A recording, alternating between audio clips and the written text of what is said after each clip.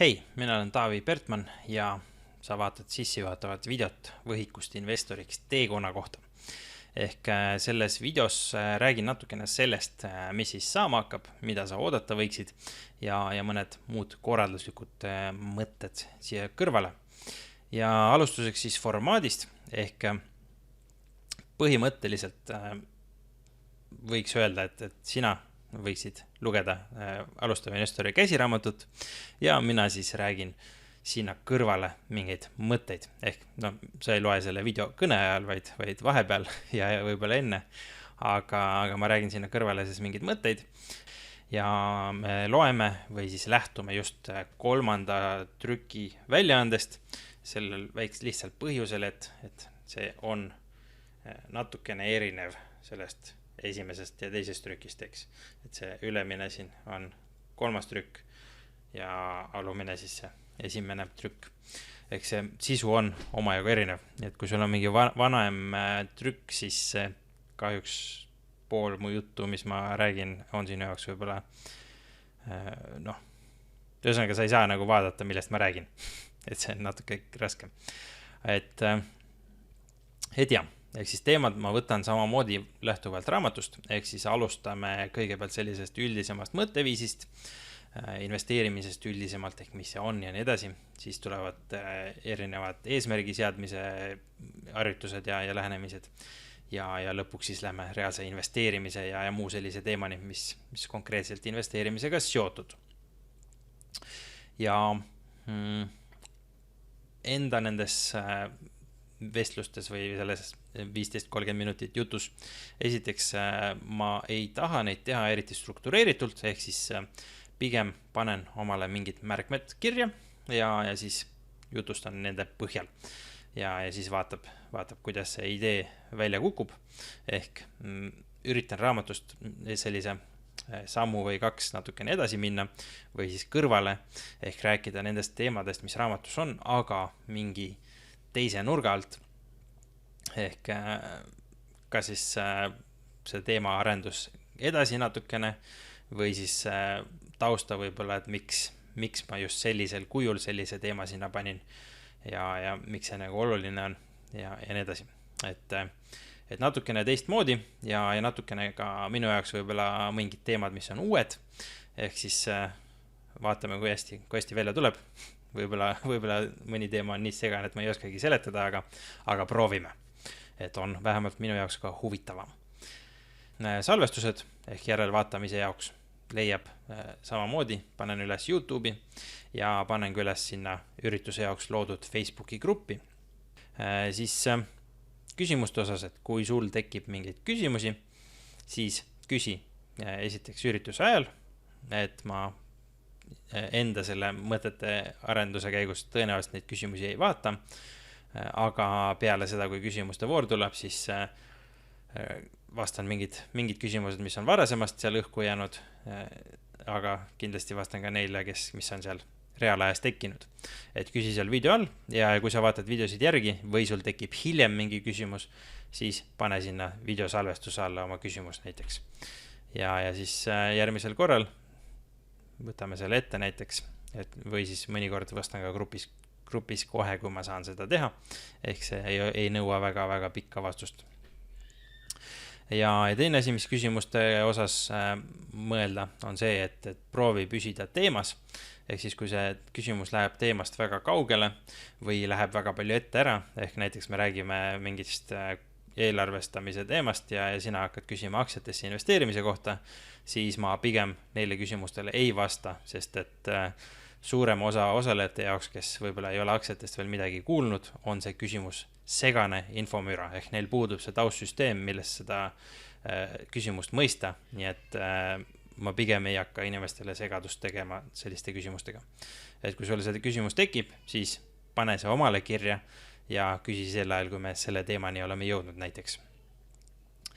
Et selles osas ei maksa liiga kaugele ette tormata küsimustega. Ja tänase seisuga ma ei tea, palju neid kohtumisi tuleb, eks me saame vaadata, kuidas see tempo meil siin läheb, aga olen enda jaoks hetkel broneerinud päris mitu esmaspäeva, nii et vaatame. ja lisaks mina liigun nende teemadega omas tempos edasi. Ehk siis ma üritan teha mingit sellist keskmist tempot, millega ehk enamus suudaks sammu pidada. Aga kui sina ei saa selles tempos liikuda, ehk ma liigun liiga kiiresti, siis sellest pole midagi lahti. Et sina liigu omas tempos.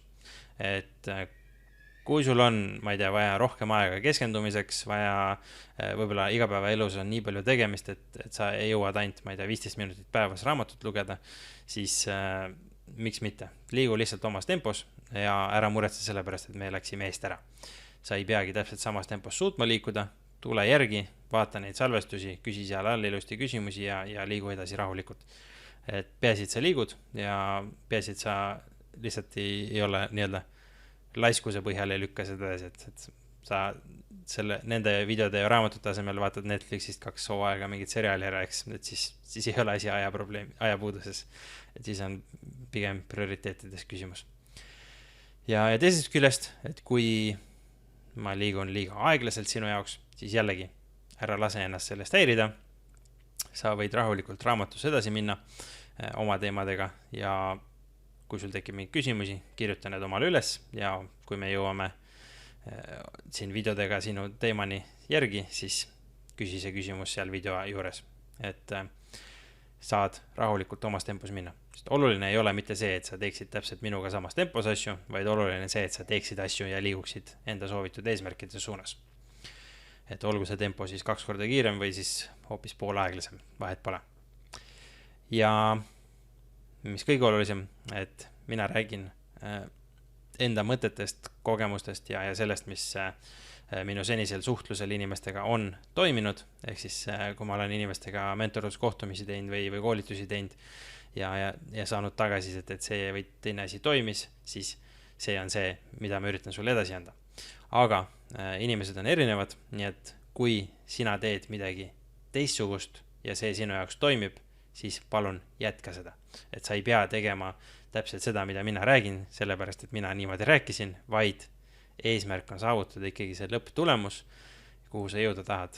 Ehk siis, kui sul on juba toimiv meetod, siis palun kasuta seda edasi. Ja kui sa üritad teha midagi minu soovituste või juttude järgi, siis, ja sinu jaoks ei toimi, siis palun muuda seda, katseta, mis toimib, tee seal vastavalt vajadusele täiendusi ja tee nii, nagu sinu jaoks toimib, vahet pole. Et kui sinu jaoks toimib natukene teistsugune lähenemine, siis mingi seadus ei keela seda teha, eks. Et pea silmas lihtsalt seda, et oluline lõppeesmärk, mitte see, et sa teed täpselt nii, nagu mina ütlen. Lihtsalt sellisel juhul veendu, et sinu see lähenemine ikkagi reaalselt toimib, mitte ei jäta illusiooni või ei ole selline lühiajaline toimimine, mis pärast siis valusa tagasilöögi annab. Ja isegi sel juhul, kui sinul on mingi toimiv meetod olemas, ütleme siis näiteks eelarvestamise jaoks, siis kuula ikkagi avatud meelega, et võib-olla sa leiad minu mõtetest mõne hea idee, millega enda lähenemist veelgi paremaks muuta, eks. Et alati saab midagi paremini teha. Ja lisaks siis, et kui sa siin üritusel osaled, siis kutsu kindlasti ka sõpru ja tuttavaid siia liituma, et seltsis on ikka ju segasem ja oluliselt lihtsam on mingit muutust elus teha, kui sinu ümber on inimesed, kes mõtlevad sarnaselt või on sinuga samal teekonnal. Eks.